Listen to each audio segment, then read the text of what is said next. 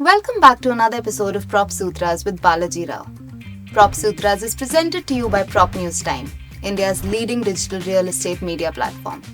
At Prop Sutras, we aim to discuss, debate, and demystify real estate. Our host, Mr. Balaji Rao's journey in real estate has been truly unique. His experience is both expansive and deep. Over 35 years, he straddled with various multiple assets while working with several facets of the industry. Here at Prop Sutra, we sit down with him to understand real estate from every lens. In today's episode, we'll be discussing how to sell real estate, from grabbing attention in a crowded market to finding the right broker and navigating the economics of selling. We are unpacking it all. Thank you for joining us today, sir. My pleasure. Thank you for having me over. So, since we're talking about selling real estate, it is considered the ultimate consumer durable. And most consumer durables are sold through mass marketing techniques. Do you believe that real estate should be sold in similar fashion? See, it depends on how you classify real estate. If it is the ultimate consumer durable or the most expensive durable you're going to buy in a lifetime, usually, and it is bought usually once in a decade, literally, for most people, then naturally it is something where somebody should take time to research and buy. Okay. Correct. Now, the research can be either done by somebody on his own or he depends upon the intermediary to help him in that research. And that's where I think you have the advent of brokers and channel partners in real estate. But I would tend to believe that there is a growth even in the direct sales, online and offline, where people are coming directly to the seller or the developer with their requirements and getting that sort of information they need to buy. But traditionally, a lot of ultimate consumer durable depends upon trust. Because if you come to the closest to it, it's like automobile or even jewelry, which I would call. Traditionally, you would go to jewelry to buy jewelry to a place where you're confident that they're not going to cheat you or they're going to be honest and have integrity. Okay, so you go to your traditional family jeweler. Similarly, in real estate, you need to build a lot of trust and credibility, whether it's the builder who does it or the channel partner or the broker. Somebody has to show that he knows the game and you can trust him so that you feel you don't have to do your homework all over. Okay. So if you believe that, look, for the sake of saving 1% brokerage, or sometimes you might not even be charged brokerage if he is the builder's broker and he's getting brokerage from the builder, you might not even be charged brokerage. So if you believe that, look, why should I sweat it out and do research myself? I believe in this broker or I believe in the developer, then you will depend upon the broker or developer. If you believe you need to do it yourself and you can do a direct buy, then you will go and buy it directly. Okay. And do you think, with your experience, there's anything missing in the current Indian marketing of real estate? And if you can give an advice on how builders can communicate better? Of course, I have blogged about it also because if you look at any project that is really advertised on the front pages, on the outdoor hoardings, nobody ever talks to you about the micro location. We all know that the mantra behind real estate is location, location, location, they tell. Correct? But why doesn't anybody talk about it? Why don't you show me the exact street on which it is standing? Why don't you show me the two neighboring buildings? Why don't you show me what's happening on the street below? If you want me to buy online or direct or anything. Why is that, clouded in some fantasy concepts of the architect? Fancy lobbies, fancy apartments, selling you a dream. You're not selling me a dream, you're selling me a home in which I have to live. Why should it be a dream or a fantasy? So I think most people try to keep on seducing, in my opinion, the customer by saying this is your dream come true home. There is nothing called a dream come true home. It's a practical home I need, a functional home. So that is never emphasized. So it is just a race between all projects to say that I can satisfy your dream much better, or I dream as big as you are. So I'll show you chandeliers and air conditioned lobbies and 102 amenities that are pretty meaningless. Correct. How can builders actually leverage technology to sell their projects? You leverage technology to give information. No? Suppose you have a bot, you're a developer, you created a chatbot. If I ask the chatbot, are there any litigations on your property? Will the chatbot reply? Usually they'll duck. Or if I ask you what was the last price achieved in your project, the chatbot will beat a hasty retreat because you're hesitant to give information. And if you don't give me information, then we call there is a information asymmetry. You are a seller, you have more information than me as a buyer. So naturally, I'm in no position to negotiate with you. No? I have one hand tied behind me. You know all the games, you know all the nuances of your project, and you told me this is the price. How do I negotiate with you? Because I don't know. So you're telling me don't negotiate, just sign on the dotted line and pay up. So it's a one-way street, irrespective of what developers say.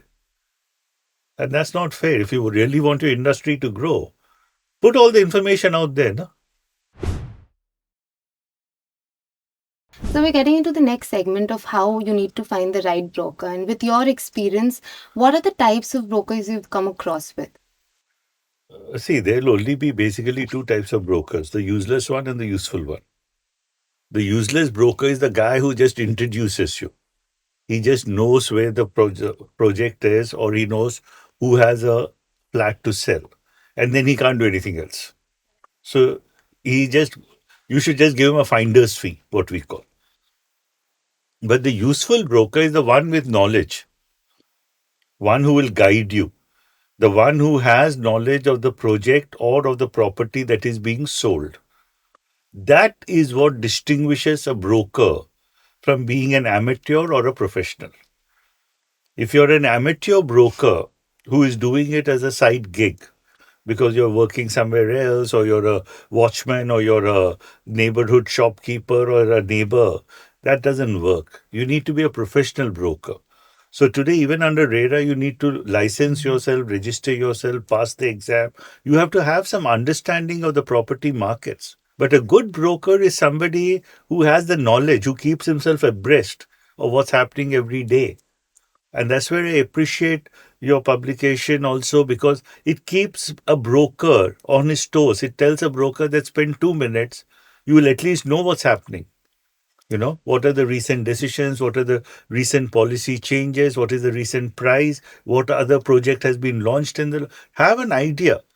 Don't just depend upon a WhatsApp group to give you that whole information. Because if you do not look bright or knowledgeable, then how are you going to be credible for your client? Why should he depend upon you? So it's a question of an informed broker vis-a-vis a ignorant broker. And today, believe me, the rule is more of ignorant brokers, and the exception is an informed broker. Now, so let's say I'm selling a mid-range apartment versus a luxury. Just like my property type, does it define the type of broker I need, or just a good broker can... So what? Even if you're buying an affordable, for you, it's your life saving, no? Would you like it as a broker if I'm half knowledgeable? You lose your life saving. No, No? but I'm asking that, does my property type dictate the kind of broker I'll need? A good... Why should it? Every broker should be informed. No? If I am a car salesman, what difference does it make whether I'm selling you a Ignis or a Rolls Royce? I should know my car. No? In fact, at the Rolls Royce level, he might not need to know anything because they're so big that you don't have to worry about the broker. But at the Ignis level, I definitely need to know what I'm getting in. So everybody should be knowledgeable. Why should you think that, oh, it's a cheap product, so anybody can sell it? Not at all. It's somebody's hard-earned money. Or you're taking a loan, you're going to give half your income in servicing the loan. Why the hell would I want to be sold a lemon? Correct, yeah. So now, how does selling and promotion work within the brokers, from listing properties to closing the deals? See, as I said, most of these guys are all disciples and pupils of the WhatsApp University. So they have groups. So they discuss their leads. They see if somebody fits. So if you say that, look, I'm looking for a flat to rent or to buy, he'll immediately show you 10 options. And for 2 weeks, you'll be a hot customer. He will show you around. In 2 weeks, if you haven't closed, he drops you like a hot potato. Because he thinks you're fooling around or ye nahi chalega, bekar hai. So he thinks in that 2 weeks, whatever he has showed you, you should close out. And if you have too many problems, you ask the landlord if he's going to fix it. If he can't fix it, then bad luck. If he can fix it, okay.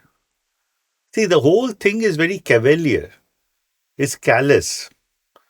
You ask him for a draft sale agreement or something, he'll pull out the last agreement he has done, cut out the other guy's name, write your name and say, ye lijiye na, mera paas draft hai. How the hell will you do it? What is he taking his 1 lakh for?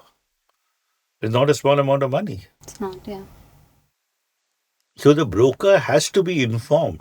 He should be sounding knowledgeable. He should know his real P's and Q's and dot his I's and cross the T's. Because if he doesn't do all that, what use is it to me? He's just doing a finder's fee. And that is why online takes over. Because the no brokers or magic breaks or housing.com or 99 acres, they're all the big ones, immediately jump in and say, if all you need is to find a place, go through my site.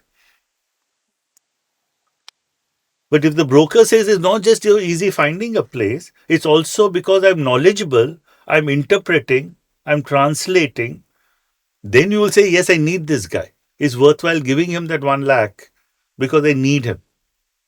You understand? So that's important. How do you sell a land in India? I mean, what kind of a broker do you need for that? See, the broker is still the same. He needs to know about the land.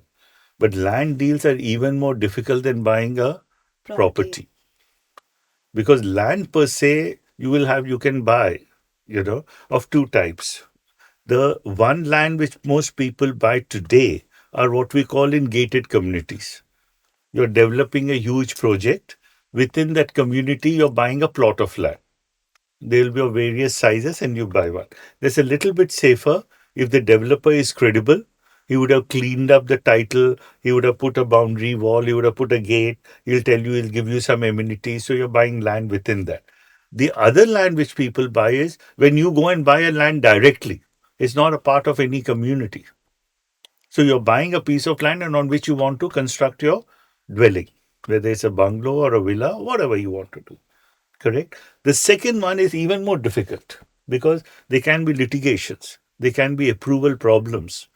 Okay. So the broker, if he is there, he's somebody who has to have the answers to all that. No? If I tell him, can I put up a 3-storied building, he should have the answer to it. No? If he says, मैं check करके बताऊंगा, then why is he selling me the piece of land? So anywhere in this business, whether you're land or flat, if you do not know your product, if you do not know your industry, if you do not know your markets, you're a fool. And I'm a bigger fool to buy from a fool. What is the difference between a brand ambassador and an influencer? Good question. See, a brand ambassador is a model. He's in the advertising world.